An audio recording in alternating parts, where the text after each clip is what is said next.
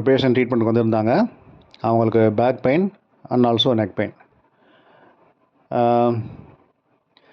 பொதுவாக கழுத்து வலி, குறுக்கு வலிக்கு காரணங்கள் நிறையா இருக்குது. அவங்க சொன்ன காரணம் டிஃப்ரெண்ட்டாக இருந்தது.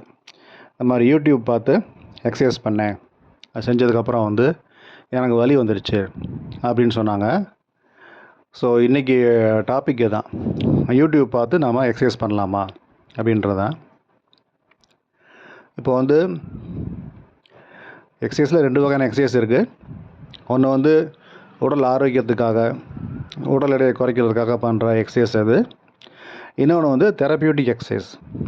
தெரப்பியூட்டிக் எக்ஸசைஸ்ன்றது வந்து ஒரு தெரப்பியாக பேஷண்ட்ஸுக்கு சொல்லித்தரப்படுற எக்ஸசைஸ். இப்போ வந்து ஒரு ஹெல்த்தியான இண்டிவிஜுவல் வந்து ஒரு உடற்பயிற்சி செய்கிறது, அது வந்து பெருசாக ஒரு ரிஸ்க் கிடையாது. யூடியூப் பார்த்து அதில் சொல்கிற மாதிரி உடற்பயிற்சி பண்ணிக்கலாம்.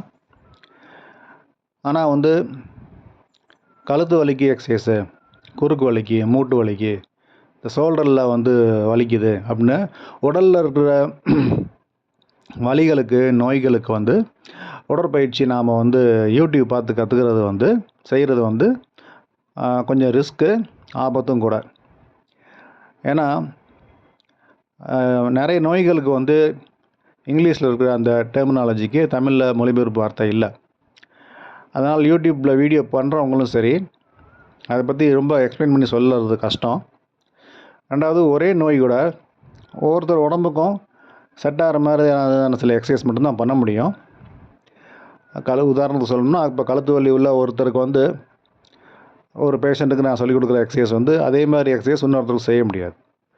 ஸோ யூடியூப் பார்த்து பண்ண வேணாம்.